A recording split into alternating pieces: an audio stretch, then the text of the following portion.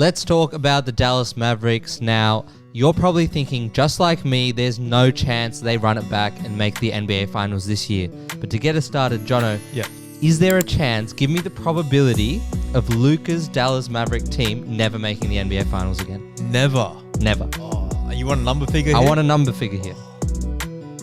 I'm going to have to go maybe like 6%. 6. Yeah. Okay, because that West is looking tough, and we got to break it down. Here are the big 3 talking points. This is our Dallas Mavericks preview. Stay locked in. This is NBA Casuals. All right, so let's talk about what we can actually expect from Luka, because so much in the media, doesn't matter what year it is, if it's the first couple months of the season, you're hearing he's out of shape, you're hearing he's overweight, he's not ready. Hookah, everything. You hear it all. He's not ready for the season. So this season, on the back of his first ever, and like I said, potentially his last ever NBA Finals run, what can we expect from him? Is he actually going to be more in shape because he's played basketball recently?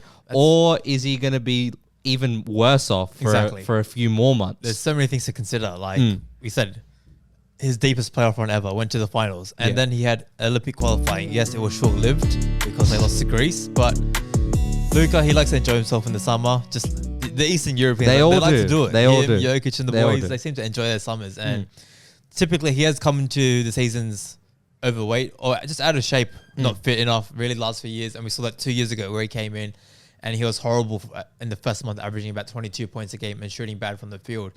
I think this year with Kyrie, a 1 4 year Kyrie, make it to the finals, he would have learned a lot about what it takes in this league. And which one, Luka or Kyrie?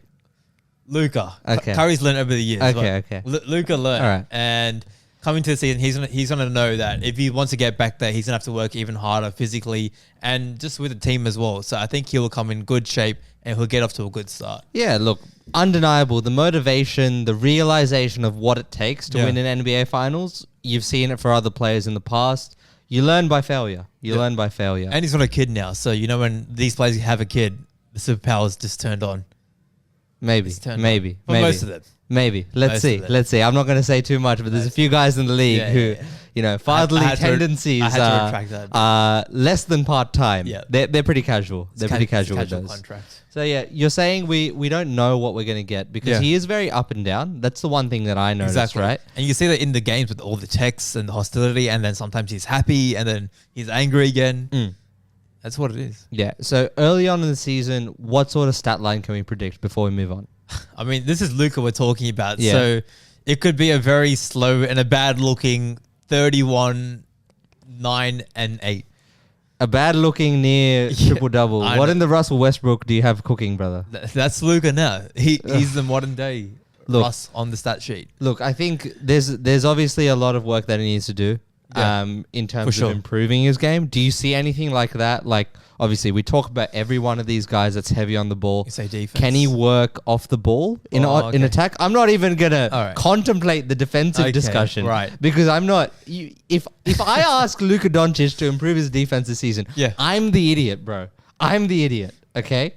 It's a question. I'm the idiot. It's a request. The request that I have for Luka is just be a holistic offensive menace, and that means playing off ball occasionally. Do you think this year we can add that to his game, if at all?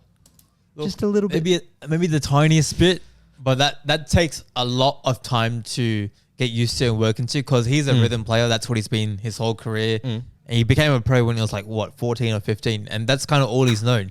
And coming into the NBA, that's what it's become because they were like, this guy's a wonder kid. He can run an offense by himself. So him transitioning off the ball is a big learning curve, but with Kyrie there, who can run some point guard duties, I think he can learn there. And we talk about him being a guy that came over from Europe, played as a kid.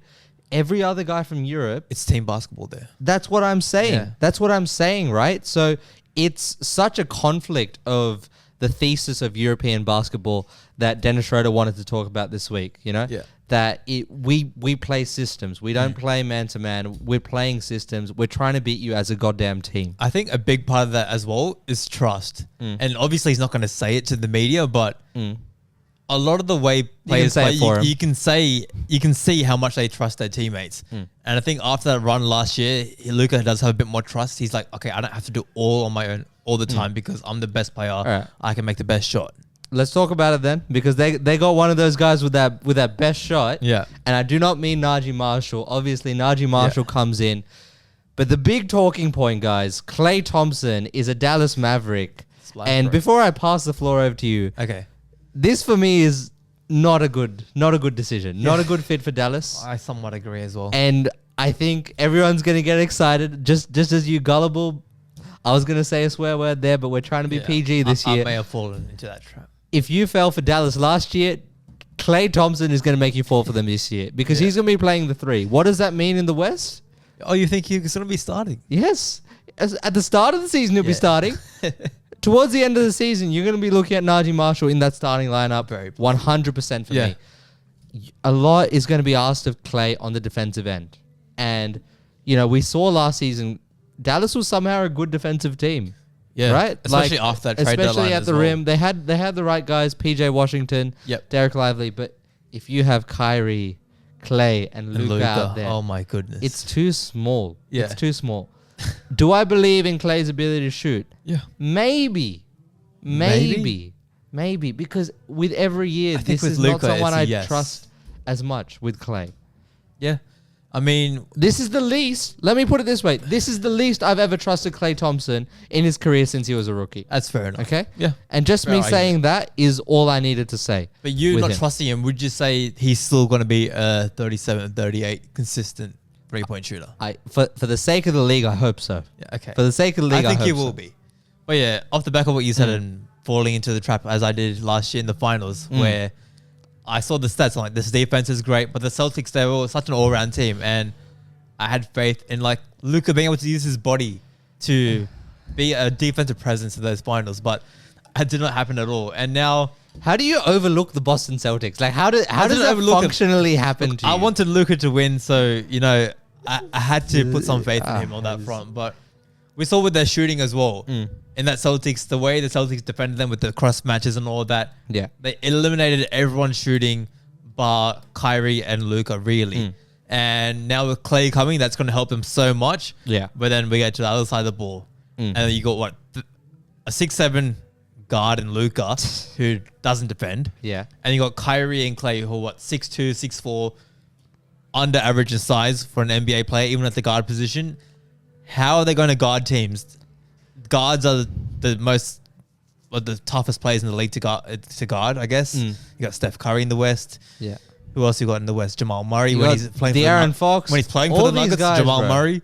All these guys. Like, I don't know. The 1, 2, 3, how are they going to guard it? No idea. No idea. Jason Kidd's got a lot to figure out. I think Klay gets matchup 1 every game.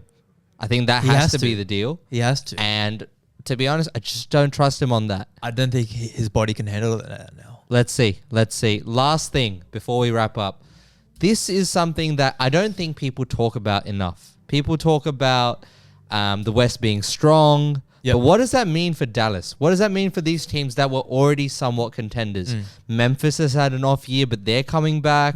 San Antonio's getting stronger. And OKC now is Hardenstein. Every one of these teams has a big that you should be scared of. Okay? Yeah. And last season, the Dallas Mavericks, they brought in, obviously, Derek Lively in the draft, as well as Daniel Gafford with a trade from Washington. Do you believe in these guys? After watching that NBA Finals, where it was comfortable for Boston to just throw Jason Tatum at these guys and say, look, you might get the better of him once or twice, but we can trust one of our wings on your center. Do you not look at this as a problem area? See, look, if you asked me this about 4 months ago, I would have said, no, it's not a problem. But after we had a quick discussion about this while we're planning for this video, I was like, wow, that's actually quite Wemby, important. Hardenstein, like Chet Holmgren, LeBron, AD. Like Gafford and Lively, they are the traditional prototype center. And in my mind initially, a few months ago, it was like, with Luka, this is exactly what you want. Pick and roll, lobs, and it's so good. They can pass out of the double team from Luka, and that's all you need. But then if we look around to the West, we see Jokic, we see Sengun, we see Kat and Gobert, we see Did I say Wemby already? Yeah, it goes without saying. It keeps going. It goes without saying. These centers of power forwards, big men, let's say, Hardenstein and Chet Holmgren, they are skilled with the ball. They're going to make them work, They're bro. skilled with the ball and they're bigger bodies and they're high IQ players. They can pass the ball and the way they can score it by themselves as well with Chet, the 3-point shot, Jokic, Şengün. And That's they're why- a hub as well for that team. That's why I was never that high on Gafford as much. Yeah. Obviously, with Derek Lively, this is his second year. I'm not coming out here and saying, guys, they're stuffed. Yeah. Derek Lively's their center. No, Derek Lively's got Yep. a whole lot of potential he can tap into. But Gafford, what you see is what you're going to get. He's undersized. He's aggressive. Yep. He's going to fight for the rebounds. But are we really talking about this Daniel Gafford season as a season where he's like blowing through borderline also? Yeah. No, we're not. It's one less dimension that the Mavs can run offensively. And when Luka's already got the load on him and it's already going through him, there's no versatility in the offense. Is there anyone out there in the league? Obviously, I said Valanciunas for the Lakers last week. Yeah. But is there anyone out there in the league that can be that stretch five for them? that stretch 5? See, I'm sure Mo Bamba's available, but it'll be someone really budget, right? A name that could budget. That's the issue. See, before the Clay signing and all that happened, a name that could have been there was Larry Markkinen, but then he signed that big extension. There was with Utah. no chance of that. And stretch 5s are hard to combine this league, but a good stretch 5 makes Larry a team Nance, insanely it's- hard yeah. to guard. It'll hard. And that stretch five for the Dallas that they really want. I guess we're going back to Pawsey. Yeah. Almost. We Oh my want gosh. we want someone that Imagine can pausing on this Dallas team right now. we want someone that can give you the benefits of a stretch five without losing the benefits Of a traditional center. Of a traditional Yeah. center. Exactly right. And that is so hard to find at the budget level. Okay. Absolutely. You're just sacrificing a lot of little things around the borders. And really, to wrap it up, fellas, this season again, we're looking at Luka, we're looking at Kyrie. What can you put up on the table? Because Luka magic, Kyrie magic is not enough. Yeah. Is not enough. We're gonna need a little bit more symmetry, a little bit more cohesion. Yeah. And I'm excited to see Clay. As much as I don't like it, as a fan of the NBA, I'm a fan. What do we reckon for a season prediction? Season prediction, I think first round exit, to be totally honest. I was thinking second round exit this year. Wouldn't be That's what I surprised. got in mind. That is definitely the framework we're sort of looking at. Yep. Next week, John, this NBA Casuals weekly previews Yep. for the season. Where are we taking our talents to, buddy? Want to take it to South Beach, I guess. Okay. Miami, here we come. All right. It's time. It's time to take on my boys. Yeah. Let's see what Jimmy Butler Jimmy has planned and co? for us. All Let's see what he has Let's planned see. for us. I know Bam's got us. I don't know if Jimmy's got us. Anyways, ciao.